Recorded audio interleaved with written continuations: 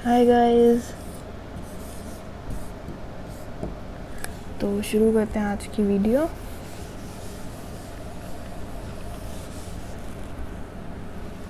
तो आज की वीडियो में हम पढ़ेंगे कि कोरियन लिखते कैसे हैं। एक कोरियन सिलेबल में 4 क्वाड्रेंट्स होते हैं, 1, 2, 3 एंड 4। मैं कैसे गई, पहले मैंने ये लिखा, फिर मैं ऐसे गई और मैंने इसको लिखा, फिर मैं इधर आई, इसको लिखा और फिर ऐसे लिखा। Z शेप में हमें इसको लिखना है, ठीक है। जो थर्ड एंड फोर्थ क्वाड्रेंट हमारे होते हैं, एक तो इनमें कभी भी वॉवल नहीं आएगा, नेवर। हमेशा इन दोनों में हमेशा कॉन्सोनेंट आएगा, चाहे फिर वो थर्ड क्वाड्रेंट हो या फिर फोर्थ क्वाड्रेंट हो। और इन दो क्वाड्रेंट्स को हम क्या बोलते हैं, बाछिम। कैसे प्रोनाउंस होगा, बाछिम, ठीक है। और ये जो ऊपर के हमारे फर्स्ट और सेकंड क्वाड्रेंट है, इसके अंदर या तो सिर्फ हमारा वॉवल लगेगा या फिर कॉन्सोनेंट प्लस वॉवल लगेगा। कभी भी वॉवल प्लस कॉन्सोनेंट नहीं लगेगा। क्यों? आपको याद होगा कि मैंने आपको बताया था कि कभी भी वॉवल अकेला नहीं आता, हमेशा इसके साथ आता है। ये अंग इसके साथ आएगा वॉवल हमेशा, ठीक है। तो हमारा जब हम वॉवल लिखेंगे तो हमारा फर्स्ट क्वाड्रेंट तो वो अंग ले लेगा, सेकंड क्वाड्रेंट में हमारी जो साउंड है वॉवल की, ई, आ, ओ, यो, कुछ भी, वो आ जाएगी। जैसे कि इस एग्जांपल में देखते हैं, इक्ता। अब ये ऊपर सिर्फ एक वॉवल है, इसमें अंग फर्स्ट क्वाड्रेंट ने ले लिया, ये ई की मात्रा हमारी सेकंड क्वाड्रेंट में आ गई, तो ये ओनली वॉवल लगा। जैसे मैं आपको एक और एग्जांपल देती हूँ, इसका देती हूँ कॉन्सोनेंट प्लस वॉवल का। ये हमने देखा नोल्दा। अब इसके अंदर आप अगर देखो तो कॉन्सोनेंट, अगर वॉवल से पहले कॉन्सोनेंट आ गया तो वो कॉन्सोनेंट उस अंग की जगह ले लेता है, ठीक है। अब देख रहे हैं मैंने कैसे इसको लिखा है, न के साथ ये, मैंने इसको ऐसे नहीं लिखा, ये गलत है, ठीक है। अगर वॉवल से पहले कॉन्सोनेंट आ गया तो वो कॉन्सोनेंट अंग की जगह लग जाएगा, ऐसे या फिर ऐसे या फिर ऐसे, ठीक है। इतना समझ में आया? आगे बढ़ते हैं। वॉवल प्लस कॉन्सोनेंट कभी क्यों नहीं आ सकता? क्योंकि वॉवल के पीछे कभी भी कॉन्सोनेंट नहीं लगता है। आपको याद होगा, मैं हमेशा जब भी मैंने आपको वॉवल्स कराए थे, मोनोथॉन्ग्स और डिप्थॉन्ग्स, उसके अंदर मैंने हमेशा ये अंग वॉवल से पहले लगाया था या वॉवल के ऊपर लगा था, वॉवल के नीचे या उसके बाद नहीं लगा था।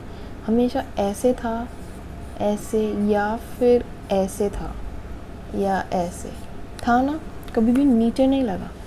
तो इसीलिए एक वॉवल अगर अकेला आएगा ऊपर तो ऐसे आएगा, अगर वॉवल से पहले कॉन्सोनेंट आ जाता है तो वो ऐसे आएगा, वॉवल के बाद कॉन्सोनेंट नहीं आता, इसीलिए ये ऐसे लगता है। कभी भी ये नहीं होगा, ये गलत है।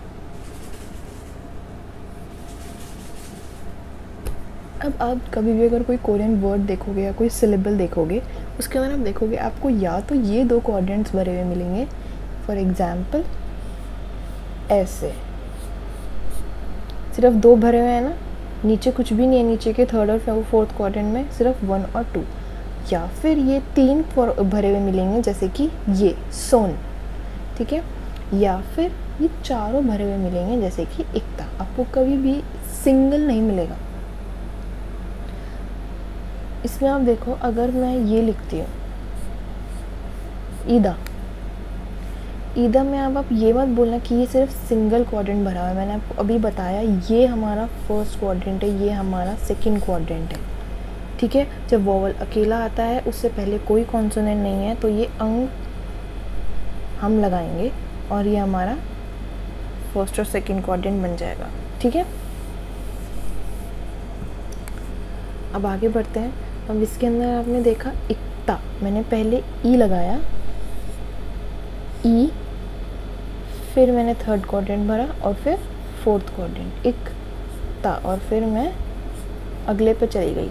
अब आप देखेंगे कि मैंने इन दोनों को नीचे क्यों रखा है। एक वर्ड में कभी भी हम कोई एक वर्ड लिखते हैं, उसके अंदर कॉन्सोनेंट कभी भी बिना वोवल के नहीं आएगा। ध्यान रखना, एक वर्ड में कॉन्सोनेंट कभी भी बिना वोवल के नहीं आएगा। अब देखो, रियल के बाद कोई भी वोवल नहीं है, तो मैं इसको नीचे ले आई। इसको देखते हैं, ठीक है। एक ईजी एग्जांपल देखते हैं, सोन। अब मैंने इस वर्ड को ऐसे नहीं लिखा, ये गलत है, क्योंकि नियन के बाद ना ही कोई वोवल है ना ही कोई कॉन्सोनेंट है। नियन अकेला नहीं आएगा एक वर्ड में, तो इसीलिए मैं इसको नीचे ले आई।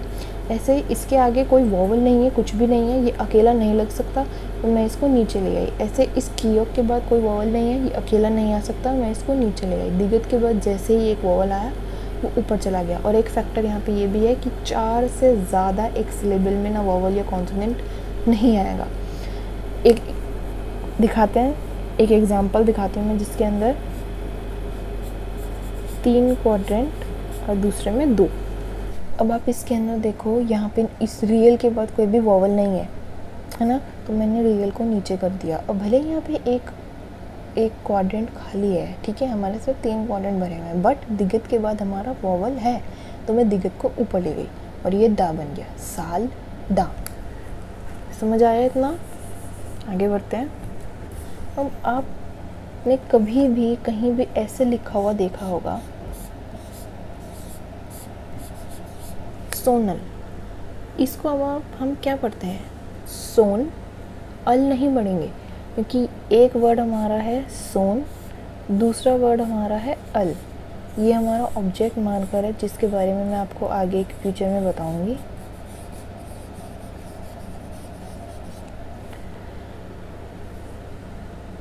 अल, सोन अल। अब इसको हम पढ़ेंगे सोन अल नहीं, इसको हम नियन को ऊपर ले जाएंगे, सोनल।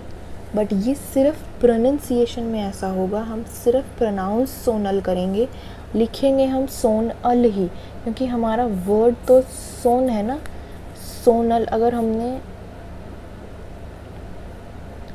हमने ये लिख दिया तो ये तो वर्ड ही चेंज हो गया हमारा ऑब्जेक्ट मार्कर तो अल है ना। अब यहाँ पे ऑब्जेक्ट मार्कर है ही क्या, नल थोड़ी ना हमारा ऑब्जेक्ट मार्कर, हमारा ऑब्जेक्ट मार्कर अल है, इसीलिए हम इसको लिखेंगे कैसे, ऐसे, सोन और अल, ठीक है। बट जब हम इसको प्रोनाउंस करेंगे तो सोन और ये नियन ऊपर चला जाएगा, सोनल, सोनल। अभी आपने पीछे देखा होगा कि मैंने एक वर्ड लिखा था इक्ता, मैंने इसमें रियल की प्रोनाउंसिएशन नहीं करी। क्यों नहीं करी? जब भी हमारे चारों क्वाड्रेंट्स एक सिलेबल में भरे हुए होंगे, फर्स्ट क्वाड्रेंट में भी है, सेकंड क्वाड्रेंट भी भरा हुआ है, थर्ड भी, फोर्थ भी, तब हमेशा जो नीचे बाचिंग के थर्ड एंड फोर्थ क्वाड्रेंट होते हैं, उनमें से कोई ना कोई एक क्वाड्रेंट साइलेंट हो जाएगा। जैसे कि इंग्लिश में हम सुनामी लिखते हैं बट टी साइलेंट है, ऐसे ही इसमें जब भी 4 क्वाड्रेंट्स भरे होंगे किसी भी उसमें वर्ड में, सिलेबल में, तो एक साइलेंट हो जाएगा। अब देखो, इसमें इक्ता पढ़ा मैंने। अब मैंने कैसे पता लगाया कि मुझे इसमें कियोक की साउंड बोलनी है और रियल की नहीं बोलनी? इसके लिए मैं आपको एक मेथड बताऊंगी, बट इससे पहले ये ज़रूर याद रखना कि हर मेथड का एक एक्सेप्शन ज़रूर होता है। मैं आपको कोई भी मेथड बताऊंगी, कोई भी रूल बताऊंगी, उसमें एक्सेप्शन ज़रूर होगा, ठीक है। वो रूल हर केस में अप्लाई नहीं होता, मोस्टली हमेशा होता है, बट इक्का दुक्का एक्सेप्शन ज़रूर निकलेगा आपके उस रूल या उस मेथड में। ऐसे ही इसमें भी है, जो कि मैं आपको अभी बताऊंगी। पहले इसको देखते हैं, इक्ता। अब आप इसमें देखो, मैंने आपको एक अल्फ़ाबेट सॉन्ग बताया था ना, क न द र म प स अं ज च क थ फ ह। इसके अंदर जोन सा भी कॉन्सोनेंट पहले आ रहा है, उसकी साउंड आएगी। कैसे, देखते हैं। इसमें हमारे पास 2 कॉन्सोनेंट है पश्चिम में, पहला है रियल, दूसरा है कियोक। अब इसमें रियल और कियोक में से कियोक पहले आ रहा है ना, तो मैंने इक्ता पढ़ा, ठीक है। ऐसे ही अभी हम देखते हैं नेक्स्ट वर्ड, अंता।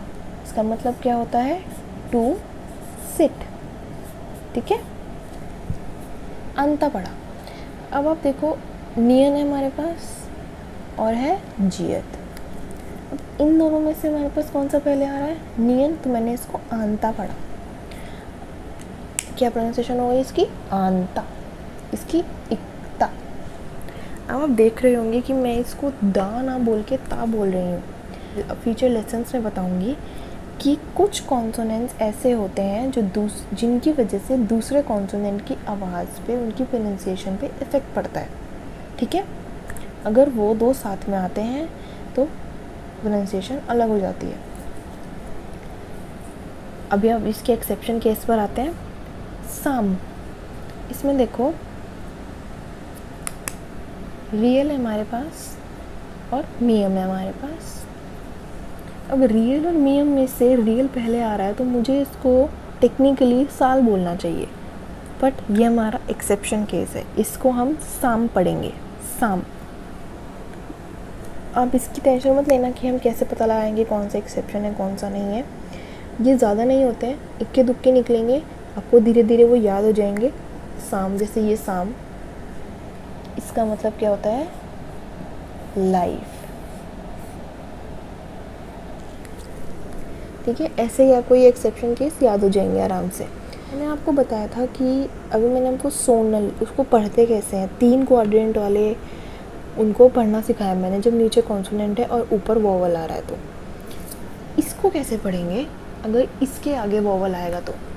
जैसे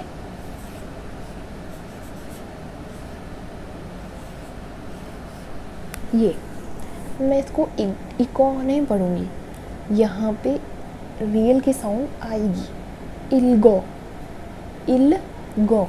ये कियक ऊपर चला जाएगा बोलते वक्त, हम इसको इलगो पढ़ेंगे।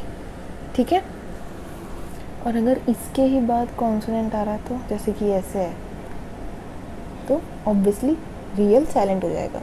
ठीक है, सिर्फ कियक की साउंड आएगी क्योंकि कियक हमारा पहले आ रहा है। और अगर इसके आगे वोवल आया तो इलगो। इसको देखते हैं,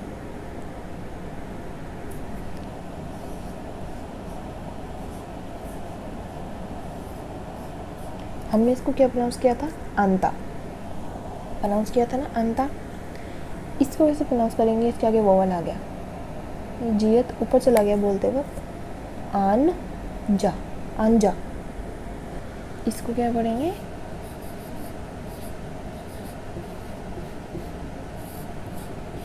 इल्गो।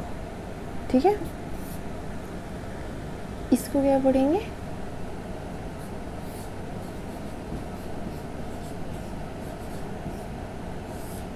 अंजा। ठीक है, ऐसे ही ये है। यहाँ पे कोई रूल नहीं है ना, यहाँ पे ये एक्सेप्शन केस हट जाएगा जब इसके आगे कोई वोवल आ जाएगा, जैसे कि ये है। तो मैं इसको क्या पढ़ूँगी? ये मियम ऊपर चला जाएगा तो मैं इसको पढ़ूँगी सालमन। क्या पढ़ूँगी? साल मन। ठीक है, 3-4 क्वाड्रेंट वाले सिलेबल के आगे कोई वॉवल आ जाएगा तो नीचे के जो 3rd and 4th पाछिम है, 3rd और 4th क्वाड्रेंट्स है पाछिम जिनको बोलते हैं, उन दोनों की साउंड आएगी, इल्गो, आंजा, सालमन। बट सिर्फ बोलते हुए, एग्जैक्टली लिखते हुए ये ऐसे ही लिखा जाएगा, क्योंकि हमारा वर्ड क्या है? इक, आन, साम।